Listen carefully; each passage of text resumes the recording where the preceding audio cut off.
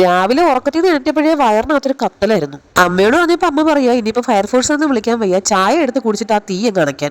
വീട്ടില് കാട്ടിലും മേട്ടിലും full time ഓടി കിടക്കുന്ന ചെയ്തോട്ടെങ്കിൽ ഇവിടെ ഹോസ്പിറ്റലിൽ ഒറ്റ റൂമിൽ ഇരുന്നിട്ട് അവർക്ക് ആകെ ഒരു ബുദ്ധിമുട്ടായിരുന്നേ. സത്യം പറഞ്ഞ ഈ ജയിലിലൊക്കെ കിടക്കുന്ന ആൾക്കാരെ സമ്മതിക്കണമല്ലേ, എങ്ങനെയാണോ അവിടെ നിൽക്കുന്നത്. കഴിഞ്ഞ വട്ടം ഈ ഹോസ്പിറ്റലിൽ കിടന്നപ്പോ ഈ സപ്ലൈകോയിലേക്ക് എന്തൊരു തിരക്കായിരുന്നല്ലേ. ഇപ്രാവശ്യം തിരക്കൊന്നുമില്ല, കാരണം ഓണസമയമൊന്നും അല്ലല്ലോ. ഈ ഹോസ്പിറ്റലിലെ ഡോക്ടേഴ്സും നഴ്സുമാരും എല്ലാം ഭയങ്കര ഫ്രണ്ട്ലി ആയതുകൊണ്ട് നമുക്ക് വലിയ ബുദ്ധിമുട്ടൊന്നും തോന്നില്ല കേട്ടോ. മോന് കുറേശ്ശെ ഫ്രൂട്ട്സ് ഒക്കെ കൊടുക്കാൻ പറഞ്ഞുകൊണ്ട് ഞാൻ പോയി ഓറഞ്ച് ഒക്കെ മേടിച്ചുകൊണ്ട് വന്നിട്ടുണ്ടായിരുന്നു. എന്നിട്ട് ഈ പാത്രം ഇവിടെ നിന്ന് മേടിച്ചതാ 70 രൂപയാണ് കേട്ടോ. രാവിലെ കഴിക്കാനായിട്ട് ദോശയും മുട്ടക്കറിയും ആയിരുന്നു മേടിച്ചത്. സത്യം പറഞ്ഞ മോന് ഇന്നലെ ബോധമില്ലാത്തൊരവസ്ഥയും ഫുൾ ടൈം കരച്ചിലുമായിരുന്നു. പക്ഷെ ഇന്ന് ആൾ ഓക്കെയാണ് കേട്ടോ, ഫുഡൊക്കെ കഴിച്ചു തുടങ്ങി. ഈ ഒരു പീസ് മുട്ട ഞാൻ ശീതുവിന്റെ കയ്യിൽ കൊടുത്തിട്ട് 1 മണിക്കൂറായേ, ഇതുവരെ അവളത് കഴിച്ചിട്ടേ ഇല്ല. പേഷ്യന്റിന് കിടക്കാനുള്ള ബെഡിൽ കയറി ശീതുട്ട് കണ്ട നല്ല സുഖം ഉറക്കം ഉറങ്ങുന്നുണ്ട്. പേഷ്യന്റ് കണ്ട തൊട്ട് അപ്പുറത്ത് നിന്ന് കളിച്ചോണ്ട് നിൽപ്പുണ്ട്.